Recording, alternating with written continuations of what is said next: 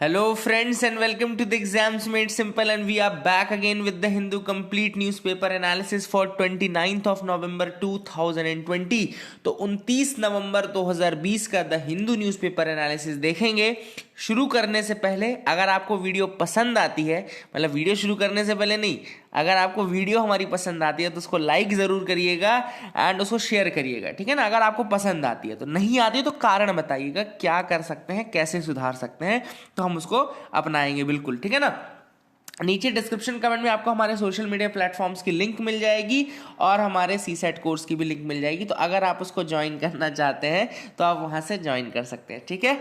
चलो आगे मूव करते हैं। सबसे पहले आज के क्वेश्चंस ऑफ द डे जिनके आंसर्स आपको करने हैं। पहला सवाल है, which among the following is not the part of factor of production. इनमें से कौन सा फैक्टर ऑफ प्रोडक्शन का हिस्सा नहीं है।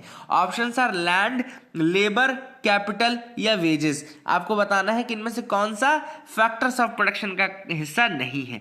दूसरा सवाल है, the term discovered small field, DSF, term discovered small field news में रहता है, ये किससे रिलेटेड है। Options are petroleum sector, mineral, nuclear minerals, quantum science या नन ऑफ दी अबव। तो आपको बताना है कि डिस्कवर्ड स्मॉल फील्ड किससे रिलेटेड है।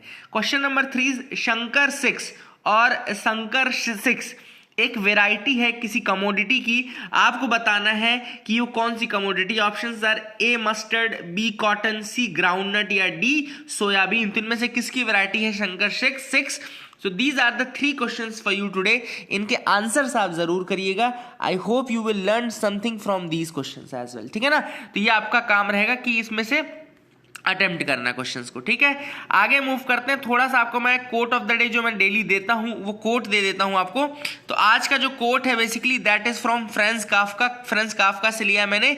Many a book is like a key to unknown chambers within the castle of one's own self. अब यहाँ पे एक्चुअली फ्रांज काफका जो है वो बुक्स की इंपॉर्टेंस बता रहे हैं अपन, तो इसको बुक्स की इंपॉर्टेंस के रेफरेंस में ही समझेंगे कि जो बुक्स होती हैं they are like the key, वो एक तरीके से चाबी की तरह होती हैं जो आपके अननोन कैसल्स को के डोर को ओपन कर देती हैं। जो चैम्बर्स अननोन है आपके अंदर उनको भी ओपन कर देती है। मतलब you realise your potential. Actually जो कहना चाहता है ऑथर इसके साथ वो ये कहना चाहता है कि आपको अपना पोटेंशियल बुक्स को पढ़ने के बाद कई बार पता चलता है। कई बार आपने रियलाइज किया होगा कि आपको अपनी स्ट्रीम नहीं पता, आपको ये नहीं पता कि आपका इंटरेस्ट किधर है, but when you start reading the books you tend to realise that कि हाँ ये चीज मेरा इंटरेस्ट है। या कई लोगों की लाइफ चेंज हो जाती है just by reading a book. So start reading the book and आपको हमेशा पढ़ते रहना चाहिए। आपको ये बिल्कुल नहीं सोचना चाहिए कि बस ये 1 साल और पढ़ लूं फिर नहीं पढ़ूंगा, क्योंकि reading every solution is given in black and white. एक कोट है कि every solution is given in the black and white, मतलब कि बुक्स में हर सोल्यूशन आपको मिल जाएगा आपकी लाइफ से रिलेटेड, है ना। क्योंकि आपके साथ जो प्रॉब्लम हो रही है किसी न किसी के साथ ऑलरेडी हो रही है ना। So this is what has been said. Many a book is like a key to unknown chambers within the castle of one's own self. अगर आपको अपने अंदर इंट्रोस्पेक्शन करना है, अगर आपको अपना ट्रू पोटेंशियल अनलॉक करना है, अगर आपको क्या आपके अंदर हिडन है वो जानना है, start reading the book. Definitely you will realise your potential, definitely you will realise the जो अनराइवल्ड पार्ट है of your internal, of your within, you will tend to realise that, you will tend to conquer that. So this has been said by Franz Kafka. Is a very very profound writer, बहुत बेहतरीन writer है ना। His the trial, there is a book the trial of Franz Kafka, very very important book. And एक है Metamorphosis. Metamorphosis is another book written by Franz Kafka. You read these books if you want, है ना। तो अगर आप पढ़ना चाहें तो आप इन किताबों को भी पढ़ सकते हैं। So this was the quote of the day. I hope you will enjoy and you learned something from this quote as well. आगे देखते हैं मैप ऑफ द डे की exercise. Map of the day में जो map आज मैंने लिया है वो है ईरान का मैप। ईरान का मैप क्यों लिया, क्योंकि अभी आपको पता है कि उनके कल न्यूक्लियर साइंटिस्ट की हत्या कर दी गई है। इसके पहले भी स्लीमानी की हत्या कर दी गई थी, IRGC के जो हेड थे। तो इस तरीके से ईरान बहुत ज्यादा न्यूज में रहा है। प्लस ईरान के क्या होता है कि न्यूक्लियर डील के कारण हमेशा न्यूज में रहता है। जो बाइडेन के आने के बाद ऐसा माना जा रहा था कि यूएसए और ईरान के बीच में रिलेशन जो है वो थोड़ा सा स्टेबलाइज होंगे और ईरान का जो इंटरनेशनल एक तरीके से वो हट चुका है वो वापस आने की आएगा, है ना। तो ईरान के बारे में आज आपको थोड़े से फैक्ट बताता हूँ। ईरान, सबसे पहले हम देख लेते हैं ईरान की जो अंदर की सिटीज है उनको देख लेते हैं। कई बार ऐसा होता है ना कि यूपीएससी अंदर की सिटीज को पूछ लेता है कि भैया किस कंट्री की सिटी है ना। तो सबसे पहले कैपिटल तो आपको पता होना चाहिए कि ईरान की कैपिटल तेहरान है। The capital of Iran is Tehran, ये पता नहीं चाहिए। अब देखो यहाँ पे तबरीज न्यूज में रहता है। देखो तबरीज बिल्कुल नदन पोर्शन में है, जो नदन पोर्शन है वो है तबरीज का पोर्शन है। और रश्त भी न्यूज में रहता है, तो दिस रश्त इज देयर ओनली, नदन में ही है। देन आपको दिख रहा होगा ये कौन सा, और Karman is another important place, Karman भी न्यूज में रहता है। जहेदान तो बहुत ज्यादा इंपॉर्टेंट, आप सबको पता होना चाहिए। जहेदान से हमने जहेदान दिलाराम हाईवे और इसका रेलवे का काम हमसे छीन लिया गया था अभी रिसेंटली, ईरान ने छीन लिया था वो काम इंडिया से। तो जहेदान तो बहुत ही इंपॉर्टेंट है, ये आपको देखना है। फिर आपको ये बंदर अब्बास दिख रहा होगा, this is the Bandar Abbas, another which is very important place, है ना। और Shiraz is important, Bushehr is important, है ना। बुशहर भी न्यूज में रहता है। तो ये आपको कुछ कुछ जगह मैंने दिखा दी, तबरीज दिखा दी, रश्त दिखा दी, फिर आपको करज दिखा दी, कराज भी देख लो यहाँ पे। करमन तो इंपॉर्टेंट है, जहेदान बहुत ज्यादा इंपॉर्टेंट है, दिलाराम जहेदान, ये पूरे इंपॉर्टेंट प्लेसेस ही है।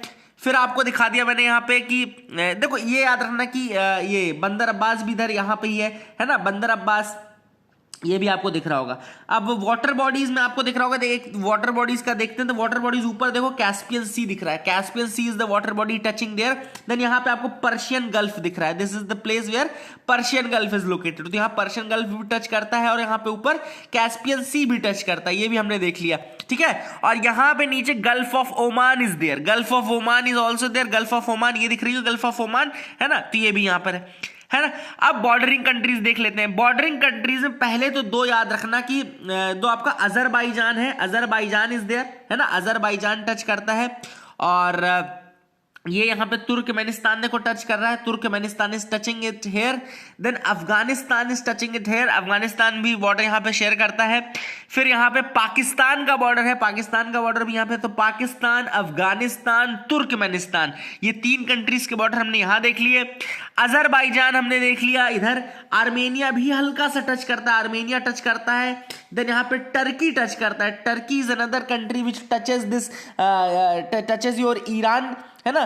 तो ये भी यहाँ पर टच करता है। नीचे इराक तो ऑब्वियस सी बात है टच करता है, इराक भी टच करता है, ठीक है। तो ये भी आप याद रख सकते हैं। एक बार फिर से इसको रिवाइज कर लो, मैप देखते रहो, ठीक है ना। मैंने आपको बताया सबसे पहले कि यहाँ पे तुर्कमेनिस्तान टच करता है, ठीक है, तुर्कमेनिस्तान। फिर मैंने आपको बताया कि अफगानिस्तान टच करता है। फिर मैंने आपको बताया कि यहाँ पे पाकिस्तान टच करता है। फिर मैंने आपको बताया कि टर्की टच करता है। और मैंने आपको बताया कि अजरबैजान भी टच करता है। और फिर मैंने आपको बताया कि इराक टच करता है। और बहुत थोड़ा सा पोर्शन ये अर्मेनिया का भी यहाँ पे टच करता है। तो you can see the countries, इन कंट्रीज को आप याद रखिएगा, these are the countries touching Iran, इनको टच करती है कंट्रीज ईरान। और ईरान के अंदर का जो इंपॉर्टेंट सिटीज है वो बता दी मैंने आपको, तबरीज, अर्दाबिल, रश्त और कराज और अहवाज भी देख लो, यहाँ पे शिराज है, बुशहर है, बंदर अब्बास, जहेदान, करमन। तो these are the portions of Iran which are important. I hope you got something to learn. और तुर्कमेनिस्तान में थोड़ा सा ईरान बॉर्डर पे देखो अशकाबात है, अशकाबात एग्रीमेंट न्यूज में रहता है ना, तो अशकाबात ये वही वाला अशकाबात है जो तुर्कमेनिस्तान के पार्ट में लाई करता है, ठीक है। तो इसको याद रखिएगा। इराक की कैपिटल बगदाद है, यहाँ पे लिखा हुआ है। अजरबैजान की कैपिटल बाकू है, यहाँ पे लिखा हुआ है, ठीक है ना। तो ये सब आपको पता होना चाहिए। और यहाँ पे नीचे फिर ये कंट्रीज टच नहीं करती, जैसे ओमान टच नहीं करता है, लेकिन गल्फ ऑफ ओमान टच करता है। तो ओमान की कैपिटल देखो मस्कट लिखी हुई। यूएई टच नहीं करता है, यूएई की कैपिटल अबू धाबी लिखी हुई है। कतर की दोहा लिखी हुई है, ठीक है ना। और सऊदी अरबिया की रियाद लिखी है, कुवैत की कुवैत लिखी हुई है ना। ये सारी कंट्रीज कैपिटल आपको पता होना चाहिए, है ना। तो these are the important points from this map. I hope you learn something from this. आगे मूव करते हैं, न्यूज एनालिसिस पार्ट में आते हैं। बहुत ज्यादा इंपॉर्टेंट है आज का न्यूज एनालिसिस, काफी इंपॉर्टेंट न्यूज आइटम्स आई है। सबसे पहली न्यूज है, फार्मर प्रोटेस्ट चल रहा है दिल्ली वाले रीजन में। पंजाब और हरियाणा के जो फार्मर्स हैं उन्होंने प्रोटेस्ट किया है और अभी वो बॉर्डर पे हैं। उन्होंने कहा है कि we are prepared to stay at the Delhi border for 6 month, 6 महीने तक का सामान वो ले आए हैं बॉर्डर में रहने के लिए, ठीक है ना। सबसे इंपॉर्टेंट चीज आपको जो पता होनी चाहिए वो ये पता होनी चाहिए कि बॉर्डर में प्रोटेस्ट, मतलब ये प्रोटेस्ट चल क्यों रहा है, फार्म प्रोटेस्ट चल क्यों रहा है, फार्म बिल के अगेंस्ट क्या दिक्कत है फार्मर्स को, क्यों प्रोटेस्ट कर रहे हैं। सबसे इंपॉर्टेंट क्वेश्चन जो आपके दिमाग में होना चाहिए, सबसे इंपॉर्टेंट चीज, 3 बिल पास किए गए थे अभी फार्म लॉस के नाम पे, 3 बिल पास किए गए थे। कौन कौन से 3 बिल थे? पहला था farmers produce trade and commerce promotion and facilitation, दूसरा था the farmers empowerment and protection agreement of price assurance, तीसरा था farm services and the essential commodities amendment. ये 3 बिल थे जो फार्म लॉस के नाम पे पास किए गए थे, ठीक है। अब इनके अगेंस्ट फार्मर्स क्यों प्रोटेस्ट कर रहे हैं? सबसे पहला रीजन जो फार्मर्स के प्रोटेस्ट करने का वो ये है कि इस लॉ के बाद जो एपीएमसी मंडीज हैं उनकी वैल्यू कम होगी। एपीएमसी मंडीज की वैल्यू क्यों कम होगी? एपीएमसी मंडीज की वैल्यू इसलिए कम होगी क्योंकि इस बिल ने जो इंटर स्टेट ट्रेड बैरियर्स थे उनको रिमूव कर दिया है और जो प्राइवेट ट्रेड बैरियर्स थे उनको भी रिमूव कर दिया है। अब उन्होंने कहा है कि अब आपको जरूरी नहीं कि एपीएमसी मंडी में ही आके बेचना, आप कहीं पे भी बेच सकते हो, प्राइवेटली आप कहीं पे भी बेच सकते हो और अदर देन एपीएमसी मंडीज भी आप सेल कर सकते हो, ठीक है ना। तो अब क्या होगा, मार्केट जो पहले गवर्नमेंट क्या करती थी, स्टेट गवर्नमेंट आपकी एक मार्केट फीस कलेक्ट करती है, एक एपीएमसी मार्केट फीस होती है, एक सेस लेवी करती है ना। लेकिन अब जो है गवर्नमेंट वो कलेक्ट नहीं करेंगी। अब जब वो कलेक्ट नहीं करेंगी तो फार्मर्स को ये लग रहा है कि एपीएमसी मंडी सिस्टम खत्म हो जाएगा and they will be left at the mercy of the corporates. What they believe is that कि after the coming of this bill the APMC mandi system will stop, क्योंकि अब उनको फीस जो कलेक्ट करते थे वो कलेक्ट करेंगे नहीं तो वो काम कैसे करेंगे। So they believe that APMC mandi system will stop and they will be left at the mercy of the corporates. वो केवल और केवल कॉर्पोरेट्स की मेहरबानी रहमो करम पे रह जाएंगे। This is what they believe. दूसरा रीजन जो है वो ये है, उनको ये लगता है कि जो ये मंडी सिस्टम का डिसमेंटलिंग है, अगर ये मंडी सिस्टम का डिसमेंटलिंग हो जाएगा तो जो एमएसपी है उसका भी डिसमेंटलिंग हो जाएगा। This is the second reason why they are protesting. उनको लगता है कि एक बार मंडी सिस्टम खत्म हुआ तो जैसा बिहार में हुआ था, Bihar is a case study, Bihar एक एविडेंट केस स्टडी है जहां पे ये सिस्टम इसी तरीके से हटा और धीरे धीरे वो दोनों चीजें इररिलेवेंट हो गई। तो वहां पे ऑथर ने यही कहा है कि जो फार्मर्स उनको यही पता है कि एपीएमसी मंडी सिस्टम एक बार अगर खत्म हुआ तो धीरे से गवर्नमेंट जो है वो एमएसपी को खत्म करने का भी नोटिफिकेशन डाल देगी। इसलिए वो क्या कह रहे हैं, वो ये कह रहे हैं कि आप पहले हमको रिटर्न में दो, बिल्स में रिटर्न में दो कि एमएसपी सिस्टम नहीं हटेगा। जब तक आप रिटर्न में नहीं दोगे, एक एक्ट के अंदर इस प्रोविजन को नहीं डालोगे, we will be protesting regarding this. तीसरा सिस्टम है, देखो अरहतिया एक टर्म होता है, there is a term arhatiya. ये टर्म याद रखना, ये कमीशन एजेंट होते हैं। देखो वैसे हमने जो एजेंट होते हैं हमेशा वो निगेटिव सेंस में लेते हैं, पर ये जो अरहतिया है, जो फार्मर्स कमीशन एजेंट होते हैं, ये बहुत अच्छा काम करते हैं। फार्मर्स से थोड़ा कमीशन लेते हैं और उनका जो है प्रोक्योरमेंट टाइम पे करा देते हैं, उनका जो बिक्री है वो सही टाइम पे करा देते हैं। तो अरहतिया बहुत बड़ा रोल प्ले करते हैं। कमीशन एजेंट होते जरूर हैं लेकिन ये गांव के होते हैं, ये ट्रस्ट वर्दी होते हैं, फार्मर्स इनको ट्रस्ट करते हैं। तो अरहतिया वाला जो सिस्टम है वो खत्म हो जाएगा। तो दिस इज अनदर प्रॉब्लम जो फार्मर्स को लगता है, क्योंकि फार्मर्स का वेल एस्टैब्लिश्ड सिस्टम है, अरहतिया के साथ फार्मर का वेल एस्टैब्लिश्ड सिस्टम है और वो नहीं चाहते कि इस तरीके से खत्म हो। तो that is another reason why this protest is going on. तो I hope you got something to learn. आपको समझ में आ गया होगा कि ये प्रोटेस्ट चल क्यों रहा है ना। नहीं तो कई लोग, जैसे इनफैक्ट कल ही मुझसे एक व्यक्ति पूछ रहे थे कि प्रोटेस्ट चल क्यों रहा है, फार्म लॉस के अगेंस्ट चल क्यों रहा है, क्या हो रहा है भाई, क्या दिक्कत है ना। तो ये दिक्कतें हैं बेसिकली, ठीक है, इनको याद रखिएगा। I hope you got something to learn, आपको समझ में आ गया होगा। अगली जो न्यूज है वो है India to host SCO summit tomorrow. India जो है एससीओ समिट होस्ट करने वाला है। तो India will be hosting the heads of the government council meeting of the 8 nation Shanghai corporation organisation. तो एससीओ की जो मीटिंग है वो कंडक्ट करेगा इंडिया। एंड इसमें मेंबर कौन कौन से हैं, आपको 8 मेंबर्स याद होने चाहिए। China, Russia, Kyrgyzstan, Tajikistan, Uzbekistan, Kazakhstan, India and Pakistan. 8 जो मेंबर्स हैं एससीओ के वो कौन कौन से हैं, China, Russia, Kyrgyzstan, Tajikistan, Uzbekistan, Kazakhstan, India and Pakistan. These are the 8 countries member of SCO, Shanghai Cooperation Organization. It is the first time, it will be the first time that a summit level meeting will be held under India's chairmanship. ठीक है ना। तो SCO की membership India ने कब हासिल की? 2017 में हासिल की। एससीओ की मेंबरशिप इंडिया ने 2017 में, भी हाल फिलहाल में ही 2017 में हासिल की है। एक और चीज बता दूं कि एससीओ के अंदर एक एंटी टेररिज्म मैकेनिज्म है जिसको हम बोलते हैं रैट्स। याद रखिएगा, RATS, anti terrorism mechanism under SCO is known as RATS. अगर आपसे पूछे कोई कि रैट्स क्या है, तो एससीओ के अंतर्गत रीजनल एंटी टेररिज्म स्ट्रक्चर बोला जाता है। इसको फुल फॉर्म है रीजनल एंटी टेररिज्म स्ट्रक्चर। तो दैट इज द थिंग। इसमें पाकिस्तान इस मीटिंग में नहीं आएगा। Pakistani prime minister is skipping this meet and India की तरफ से प्राइम मिनिस्टर मोदी की जगह वाइस प्रेसिडेंट वेंकैया नायडू इसको लीड करेंगे। ठीक है ना, तो ये भी आपको पता होना चाहिए। अगली जो न्यूज है, government of Uttar Pradesh, sorry governor of Uttar Pradesh conversion ordinance. ठीक है ना। सो उत्तर प्रदेश गवर्नर जो है Anandiben Patel, she has promulgated an ordinance on unlawful conversion days after it was passed by the Yogi Adityanath cabinet. Yogi Adityanath cabinet ने एक अनलॉफुल कन्वर्जन के ऊपर एक ऑर्डिनेंस प्रोमलगेट किया था and now Anandiben Patel has given her agreement to that. She has promulgated the ordinance under that. ठीक है ना। Uttar Pradesh prohibition of unlawful conversion of religion ordinance 2020। इसका नाम क्या है? Uttar Pradesh prohibition of unlawful conversion of religion ordinance 2020। ठीक है ना। इसको क्लियर कर दिया गया है। The ordinance makes religious conversion a cognizable and non-bailable offense। याद रखिएगा, ऑर्डिनेंस ने रिलीजियस कन्वर्जन को एक cognizable and non bailable offence के रूप में लाया है। Inviting penalties of up to 10 years, 10 साल तक की सजा हो सकती है if found to be affected for marriage और थ्रू मिस रिप्रेजेंटेशन। अगर किसी ने शादी करवाने के लिए कन्वर्जन किया तो 10 साल तक की सजा हो सकती है। ठीक है ना।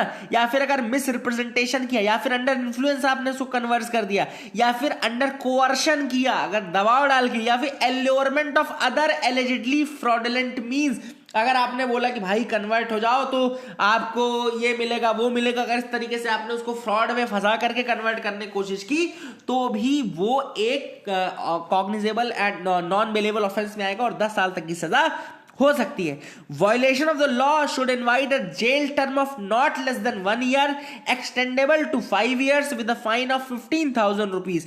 However, if a minor, अगर एक minor, एक women or person belonging to scheduled caste or scheduled tribe is converted through the said unlawful means, the jail term will be minimum for 3 years and could be extended to 10 years। तो जैसा कि मैंने, तो क्या हुआ था पहले के टाइम में, बहुत जब कॉलोनियल टाइम्स था, कॉलोनियल टाइम में बहुत बार हमने ये देखा है कि जो शेड्यूल्ड ट्राइब के लोग थे, एसटी कैटेगरी और जो जंगलों में रहते थे, ट्राइबल्स रहते थे, उनका बहुत ज्यादा कन्वर्जन किया गया है by the missionaries from the, जो इस रीजन से आए थे, ब्रिटेन से और इस रीजन से आए थे, दे वर कन्वर्टिंग अ लॉट, है ना। तो शेड्यूल्ड ट्राइब कम्युनिटी है जो थोड़ा सा भी ऐसी कम्युनिटी है जिसको जरूरत है, जो ज्यादा डिपेंडेंट है, अगर उसको कन्वर्ट करना है तो बहुत ईजी रहता है, क्योंकि आप उसको थोड़ी सी भी चीजें अगर आप एल्योरमेंट के रूप में देते हो, देन दैट पर्सन, उसको लगता है कि ठीक है, he should get converted in order to get that thing. तो पहले बहुत इजी था एंड ये कॉलोनियल जो चीज थी उसको ही एक तरीके से कहना चाहिए और उस चीज को लेकर के बेसिस बना करके, इसलिए scheduled tribe, scheduled caste and minor women, इनको लिया गया है क्योंकि दे आर मोर वल्नरेबल, है ना, they are more vulnerable to conversion and उनको ही एल्योरमेंट देकर के बहुत ज्यादा कन्वर्ट करने की कोशिश की जा सकती है। तो for that reason they have been taken separately. तो इसको आप याद रख सकते हैं। I hope you will remember this thing. ठीक है ना। तो आगे मूव करते हैं, देखते हो क्या इंपॉर्टेंट न्यूज आइटम्स है that we want to discuss. तो आप मेरे साथ मूव करते रहिए, अच्छी न्यूज आइटम्स हम डिस्कस करते रहेंगे। Green light for semi high speed train line, अब ये सिल्वर लाइन कहलाएगा। सिल्वर लाइन मतलब semi high speed rail project. अब ये कहां का प्रोजेक्ट है? ये केरला का प्रोजेक्ट है, जिसमें 529.45 529.45 किलोमीटर की semi high speed rail silver line लगेगी। इसको बोलते हैं semi high speed silver line. अगर आपसे पूछे कि semi high speed silver line का प्रोजेक्ट कौन से स्टेट में चल रहा है, तो आप बोलेंगे कि केरला में चल रहा है। कहां से चल रहा है? तो ये चल रहा है कोचुवेली से कासरगोड तक। कोचुवेली से कासरगोड तक के बीच का प्रोजेक्ट है। याद रखिएगा इसको। केरला गवर्नमेंट ने बोला कि ठीक है, हो जाएगा, कोई ज्यादा महंगा नहीं है। ठीक है ना। आगे मूव करते हैं, neighbours agree on intel sharing. अब ये 3 नेबर्स की बात चल रही है, India, Sri Lanka and Maldives. India, Sri Lanka and Maldives के बीच में बातचीत हुई। अजीत डोवाल जो थे वो इंडिया की तरफ से रिप्रेजेंट कर रहे थे। Now they have agreed to expand the scope of intelligence sharing. They have agreed for what? They have agreed to expand the scope of intelligence sharing including terrorism and cyber security. Okay, so they have agreed to expand the scope of intelligence sharing including terrorism and cyber security after a meeting in which they discussed the common security threats. तो India, Sri Lanka और मालदीव तीनों मिलकर के उन्होंने common security threats को discuss किया और now they are agreeing on the intelligence sharing. उनको ये कहना है कि हाँ भैया हमको इंटेलिजेंस करने की, शेयरिंग करने की जरूरत है।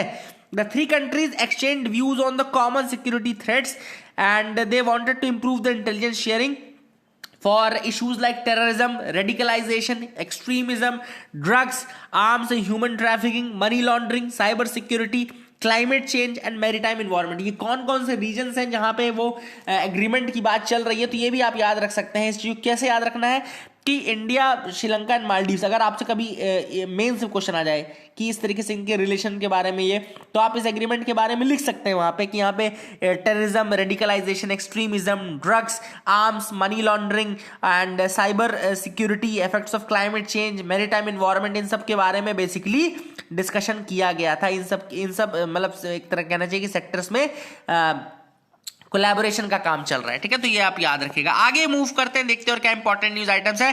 What does the killing mean for Iran? किसकी किलिंग? Mohsen Fakhrizadeh. याद रखिएगा, Mohsen Fakhrizadeh, he is a top Iranian nuclear scientist, brigadier general भी अभी recently elite Islamic revolutionary coast guard corps के जो थे उनकी डेथ हुई है।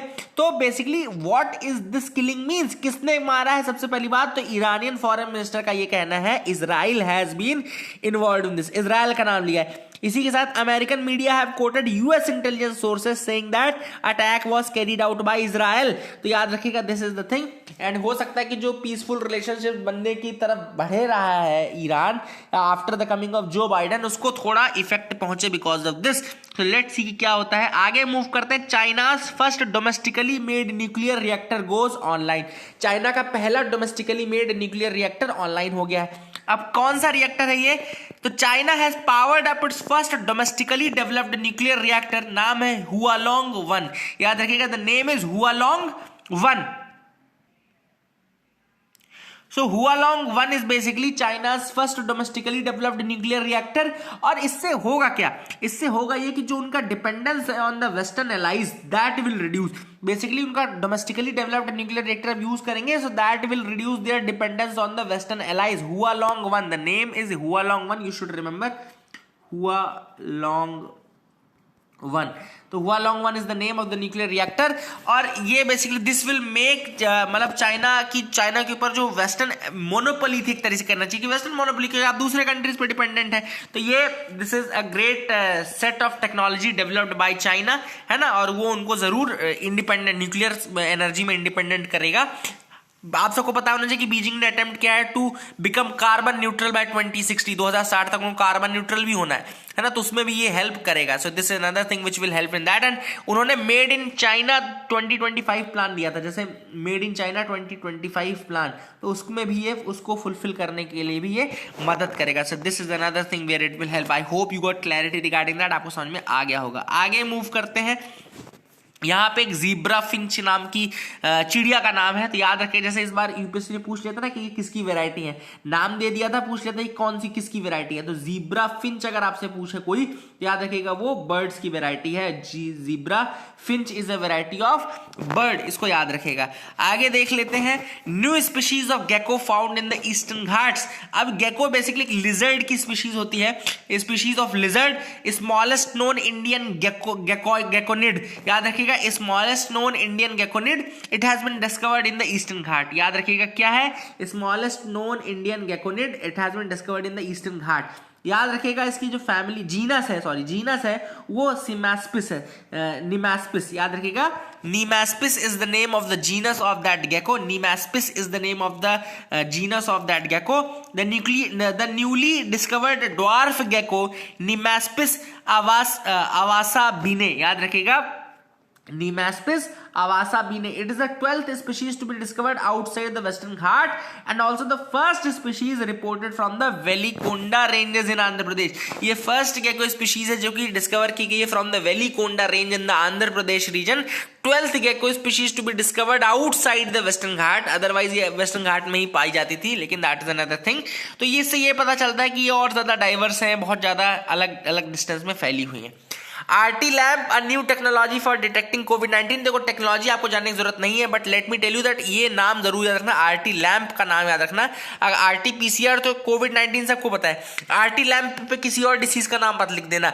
RT लैम्प भी कोविड-19 पता करने के लिए है, याद रखिएगा. इसका फुल फॉर्म है reverse transcriptase loop mediated isothermal amplification technology.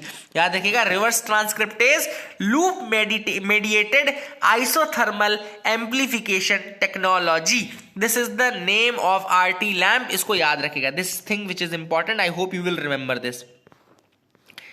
Changing frontiers. Question है, is the tropical zone of the earth expanding. अब आप सबको देखो पता होना चाहिए, जैसे इस तरीके से होता है अर्थ का. अगर हम ये देखें इक्वेटर देख लें, फिर ऐसे अगर जोनेशन करें तो ये होती है आपकी ट्रॉपिकल जोन, ये होती है आपकी टेम्परेट जोन, ये आपकी होती है फ्रिजिड जोन, है ना. इसको बोलते हैं हम क्या, फ्रिजिड जोन. ठीक है ना. तो ठंडा वाला पोर्शन है, फिर ये टेम्परेट वाला पोर्शन, अब ये आपका गर्म वाला पोर्शन है, ट्रॉपिकल पोर्शन. तो यहाँ पे ट्रॉपिकल, टेम्परेट एंड फ्रिजिड में डिवाइड कर सकते हैं. ट्रॉपिकल जोन जो होती है वो इक्वेटर से 23.5 degree north and 23.5 degree south में रहती है ना. मैंने जैसे बना के दिखाया ना आपको कि ये इक्वेटर है, तो ये अगर 23.5 डिग्री है, 23.5, फिर ये 66, फिर ये आपका ये, ठीक है, ये 23.5. तो ये जो जोन है, ये दो जोन है इक्वेटर के दोनों तरफ, ये जो जोन है ये आपका ट्रॉपिकल जोन कहलाता है. फिर ये इधर वाला, इधर ये आपका टेम्परेट, और इधर वाला ये टेम्परेट, इधर वाला ये फ्रिजिड, और इधर वाला ये फ्रिजिड. तो ट्रॉपिकल जोन जो है वो एक्सटेंड होता जा रहा है, मतलब बढ़ता जा रहा है, ऐसा कहा जा रहा है. तो इसका रीजन क्या है, तो इसका रीजन देखो लिखा गया है, increasing number of green house gases, increasing aerosols, decreasing ozone. These are the factors responsible for the expansion. याद रखिएगा, increasing greenhouse gases, increasing aerosols, decreasing the ozone. These are the reasons of expansion of the tropical region. ठीक है ना, इसको याद रखिएगा. आगे move करते doctors and sanction for surgeries. अब हुआ क्या, देखो मैं बताता हूं, ये न्यूज में नहीं बता पाया आपको. जरूर 20 तारीख को एक नोटिफिकेशन आता है central council of Indian medicine का, जो एक स्टैट्यूटरी बॉडी है अंडर द आयुष मिनिस्ट्री. ठीक है ना. Central council of Indian medicine, इसको बोलते हैं central council of Indian medicine बोलते हैं. और ये it's a statutory body. Central council of Indian medicine statutory body है under the AYUSH ministry to regulate the Indian system of medicine. इसने gazette notification allow किया post graduate Ayurvedic practitioners to receive formal training for variety of general surgery, ENT, ophthalmology and dental procedures. मतलब कि जो आयुर्वेदिक से कर रहे हैं PG एंड ऑल, उनको अलाउ कर दिया to receive formal training for surgery. एक तरीके से मतलब कि वो ट्रेनिंग करने के बाद जो आयुर्वेदिक वो हैं डॉक्टर्स हैं, वो अगर ये ट्रेनिंग ले लेते हैं तो उसके बाद वो भी सर्जरी परफॉर्म कर पाएंगे. सो इसके बाद क्या हुआ, जो एलोपैथिक डॉक्टर्स थे, जो एक्चुअल में डॉक्टर्स होते हैं, उन्होंने काफी ज्यादा इसका विवाद किया and they are saying that कि this should not be allowed, है ना. तो उसी के बारे में हम डिस्कस करेंगे. यहाँ पे तो क्वेश्चन लिखा है, is allowing non allopathic doctors to perform surgery legally and medically tenable. क्या ये लीगली एंड मेडिकली टेनेबल है? देखो सबसे पहले, इसके पहले नेशनल मेडिकल कमीशन एक्ट आया था 2019 का, उसने भी फॉर्मलाइज कर दिया था जो मिड लेवल केयर प्रोवाइडर्स होते हैं, mid level care providers, community health providers in primary health care in India. तो उनको प्राइमरी हेल्थ केयर के अंदर इंक्लूड कर दिया गया था. तब भी बहुत ज्यादा इसका बवाल हुआ था कि मिड लेवल केयर प्रोवाइडर को आप किस तरीके से मेडिसिन और ये सब मतलब कि मॉनिटर करने के लिए दे रहे हो, आप इस तरीके से मतलब क्यों फॉर्मलाइज कर रहे हो इन द सिस्टम, है ना. इसका भी किया गया था. ठीक है, तो मैं बताऊंगा गवर्नमेंट के रीजंस क्या है और क्यों ऐसा किया जाता है और क्यों नहीं करना चाहिए. ठीक है ना. तो सबसे पहली बात तो ये कि क्यों नहीं करना चाहिए, पहले वो डिस्कस कर लेते हैं. सबसे पहली बात कि जो सेफ्टी ऑफ पेशेंट है, that is in the peril when, जो हाफ सर्टिफाइड कहना चाहिए, हाफ सर्टिफाइड या इस तरीके से लोग जब करते हैं, so that becomes bad for the safety of the patient, है ना. क्यों? क्योंकि मान लो मेरा एग्जांपल ले लो, तो मेरा एग्जांपल अगर आप लोगे, मैं अपना बात बताऊं, तो मैं अगर एक क्वालिफाइड डॉक्टर भी है तो भी उसे सर्जरी कराने से डरूंगा. है ना।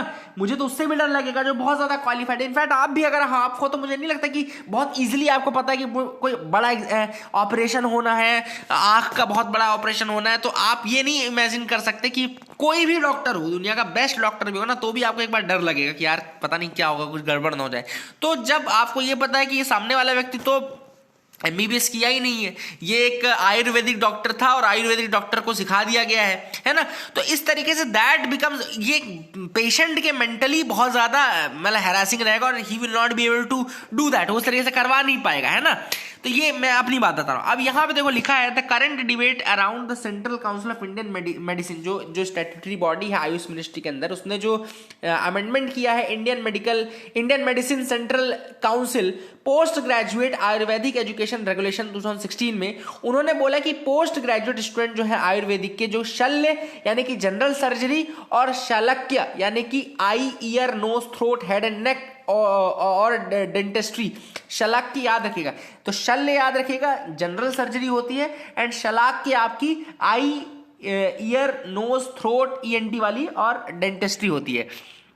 इनको बोला है परमिट किया to perform 58 specified surgical procedures and this was opposed by the allopathic professionals. तो फिर इसका अपोज एलोपैथिक प्रोफेशनल्स कर रहे हैं। अब आयुष मिनिस्ट्री का यह कहना है कि शल्य एंड शल्य के जो पोस्ट ग्रेजुएट होते हैं वो इन प्रोसीजर्स को सीखते रहते हैं, वो ऐसा नहीं कि वो सीखते नहीं, वो इनको भी सीखते रहते हैं। 3 साल की फॉर्मल ट्रेनिंग होती है, लेकिन एलोपैथिक डॉक्टर्स का कहना है कि 3 साल की फॉर्मल ट्रेनिंग है और दूसरा जो एमबीबीएस कर रहा है वो 5 साल पहले वो कर रहा है, फिर 2 साल पीजी कर रहा है, फिर ये, तो आप उससे कंपेयर नहीं कर सकते। दूसरी चीज, जो आयुर्वेदिक हॉस्पिटल से आयुर्वेदिक जो ट्रेनिंग इंस्टीट्यूट है उनका जो लेवल होता है, क्या वो इतना ज्यादा होता है या क्या उतना एडवांस होता है जैसे कि वो किसी एक बड़े मेडिकल हॉस्पिटल से या मेडिकल कॉलेज से वो कंपीट कर पाए। तो this is another question that has been raised, है ना, ये भी एक क्वेश्चन है जो कि रेज होगा। एंड एक जो रीजन है कि क्यों इनको कर रहे हैं, देखो सबसे पहली बात यह है कि जो डॉक्टर्स हैं, बड़े डॉक्टर्स हैं जो एमबीबीएस करते हैं अच्छे अच्छे कॉलेजेस से, they are not willing to go to the rural areas. तो एक रीजन ये भी है कि अगर आप इन तरह से आयुर्वेदिक उनको लेंगे, एक्सेप्ट करेंगे, तो they will be happy to go to the rural areas as well. वो रूरल एरियाज में भी जाकर के काम कर सकते हैं, वहां पे भी जो हेल्थ केयर में जो गैप्स है उनको फिल कर देंगे। लेकिन जो आपके बड़े डॉक्टर्स या बड़े ये रहते हैं, they are unwilling to go to the rural areas, वो कोशिश करते हैं कि रूरल एरियाज में ना जाना पड़े, है ना। So that is another reason कि क्यों इनको अलाउ करने की बात की जा रही है। But even then there might be a limit to what they can be allowed to do.